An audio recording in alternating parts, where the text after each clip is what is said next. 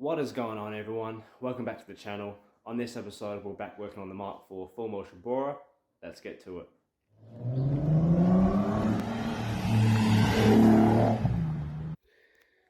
So if you guys remember from the previous episode, we reassembled the interior with the new front leather seats and we give the whole interior a good detail.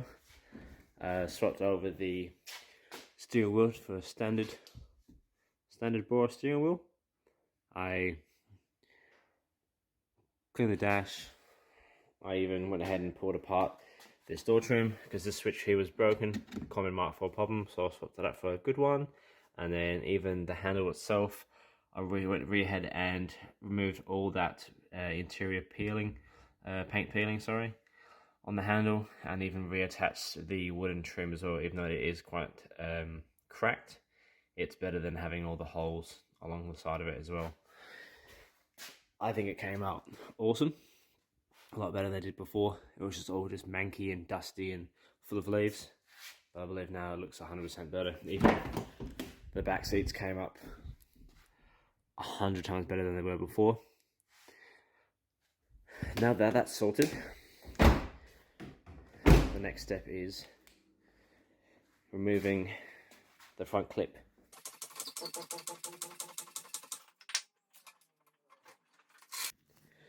So now I've jacked the car up. I put all the wheels on blocks either side. Gives me more access to the subframe, so I can jack it up to the middle and get it higher. And I can put the jack stands on either side of the pinch welds.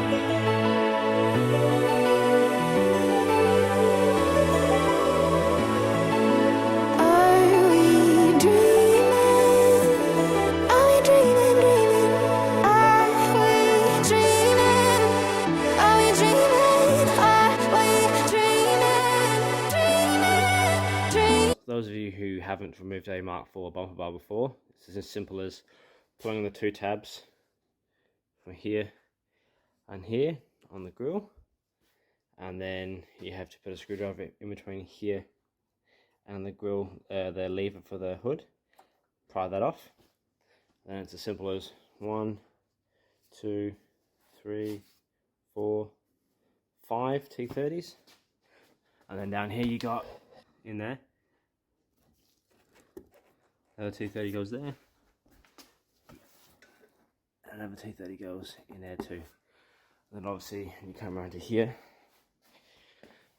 you have to remove the T20 screws to the guide liner, and that connects the bumper bar to the guide liner.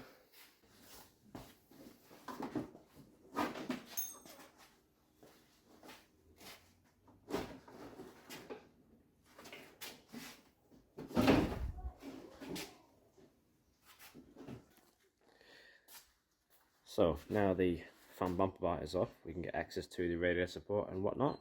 So the best way really to do it, the front clip, is these two screws either side that holds the front clip in. Plus you have through here as well a couple of bolts either side. So I'm probably going to take this whole front end off, radiators and fans off as well, only because the cooling system has already been emptied. So rather than trying to wrestle around this small kind of area, if I remove this front end, that should make my life 100 times easier. Yeah, so you have, obviously you got like the T30s in here as well, which hold on the condenser, and then these ones here hold on the radiator as well. So unscrew all of these and get this whole front end removed.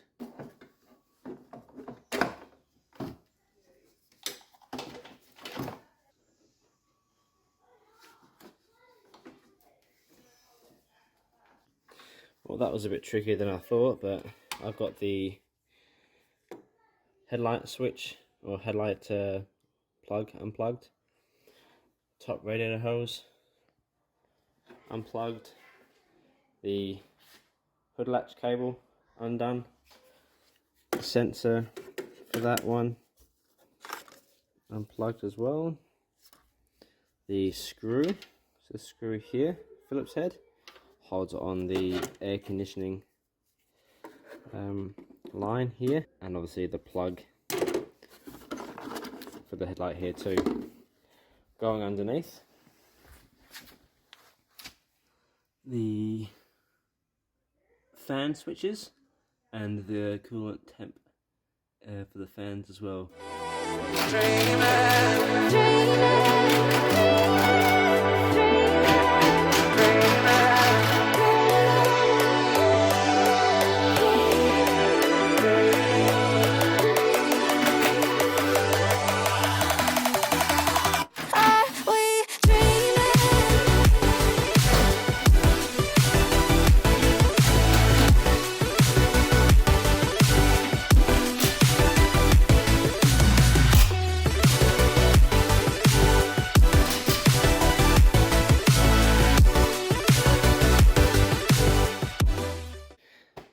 Okay, so pretty much all the way off. I can't get the fans and radiator off because I now have to take the headlights out, because behind the headlights there's this one screw on either side that's holding the bracket for the radiator. So now I have to take the headlights out regardless. So I'll take them out. Then I'll take out the two screws on the top, and then the radiator support should come separate away from the radiator and the fans as well.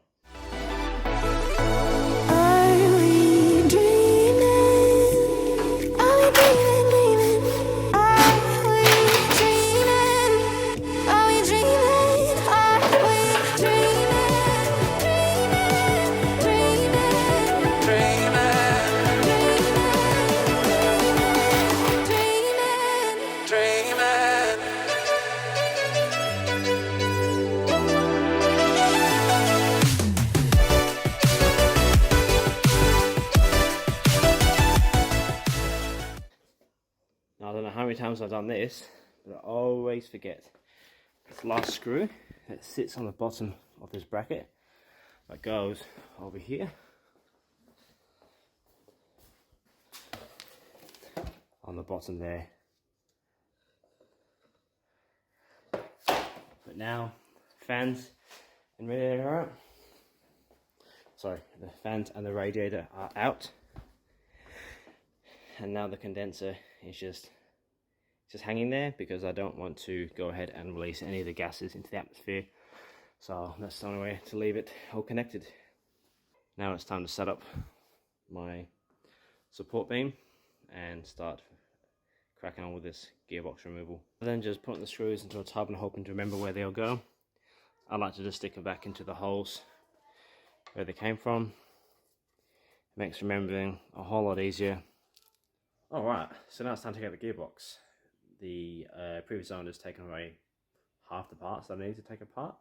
A couple more bolts and that should be able to come out. So I'll flip the camera.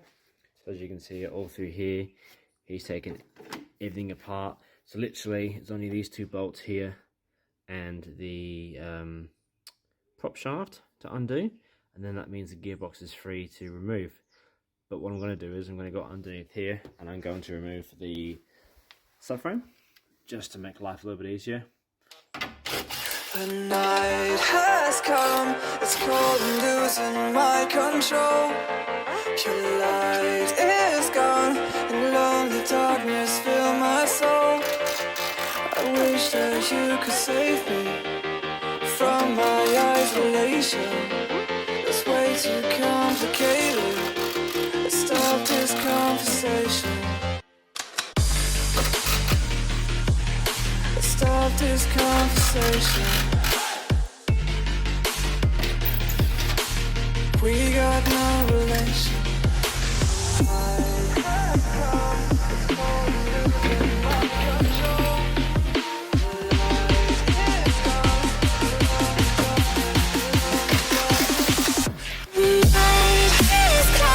It's crazy.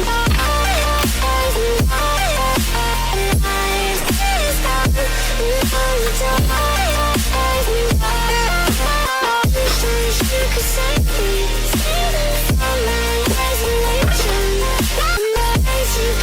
complicated. I start these conversations. At the records, these things just fall out, like they want to fall out, because I don't care, because at the records. But when it's a car that I want to work on to fix, Mark 4s just hate me. They really do. But she's out. I don't think it was just the bracket of the power steering rack. It was like looped under the drive shaft, the sway bar. So such a simple thing, and it makes life really hard. But like, I'm on the floor. There isn't much room under here. Like, I've done it on my cars on the floor though, so should be used to it by now. I should stop complaining. I have quick jacks and I haven't even used them yet, so stop complaining, Anthony. Get on with it. Get it done. Alright, so now this is done, I'm going to just collect all the bolts and reassess what I'm going to do next. Alright, so now that the subframe's off, we can get to the transfer case. And on the transfer case, here it connects to the prop shaft. It has the 10mm bolts. They're like a 12 point as well. So what I had to do was I had to have a extended socket through here onto one, and then with a 10mm spanner onto another one, and with two hands you had to hold one tight in the tight position, the locking position, so coming down this way, pulling it down, and this one here kind of pulling it towards yourself too to undo it. So all three are now undone. Now I can remove this bad boy and get the gearbox out. Alright, so we're all set for the gearbox removal, and of course look what we broke. So now I'm going to try and figure out if I can fix that or if I have to get another one. But it is what it is when you're working with these older cars and the brittle PVC piping and stuff. Here on the engine side, I've got two D-shackles holding that up. Hopefully it doesn't damage any of the intake manifold. Not the intake manifold, sorry, the valve cover. It should be okay.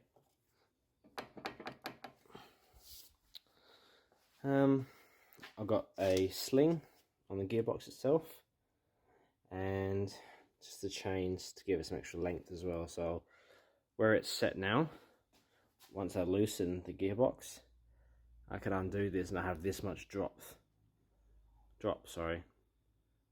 So it will drop closer to the ground, and then what I can do is I can use the jack to jack it up and readjust the chains, and then lower it further down so it hits the ground. Alright, moment of truth. Let's see if this goes to plan. Fingers crossed.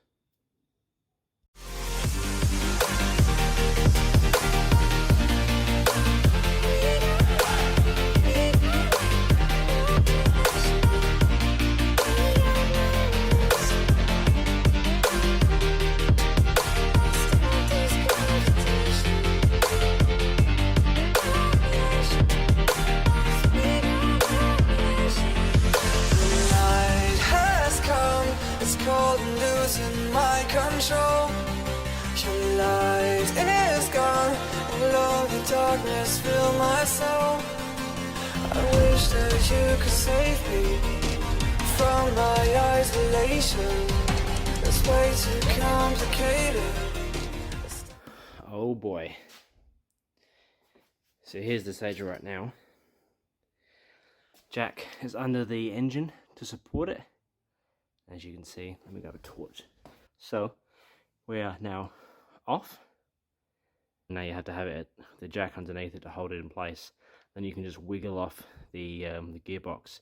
So it's all like angles really. The angle is too tight. The gearbox won't come off. Taking that subframe off, that's helped a lot.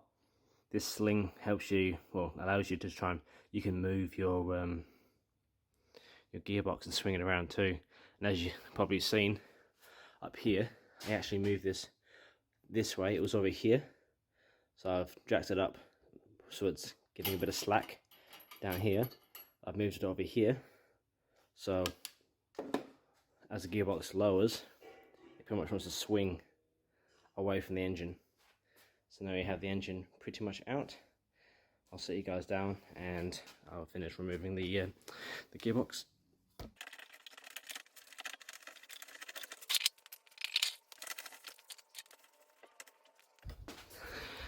And there you have it. Yeah, gearbox removed. Whew. Now there's something I didn't show you guys because I was trying to, I don't know, half frustrated how to get it out. The transfer case was a bit of a pain in the arse. It kept hitting the actual block rather than just coming off.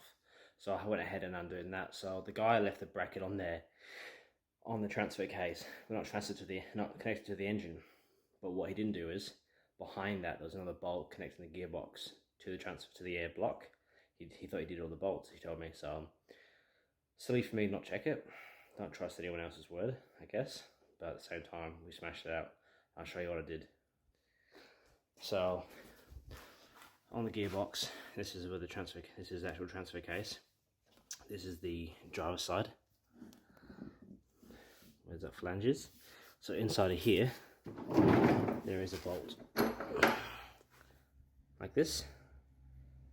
A 6mm Allen bolt. Okay. So what I had to do is mock up a couple of, I think, 3/8 connections.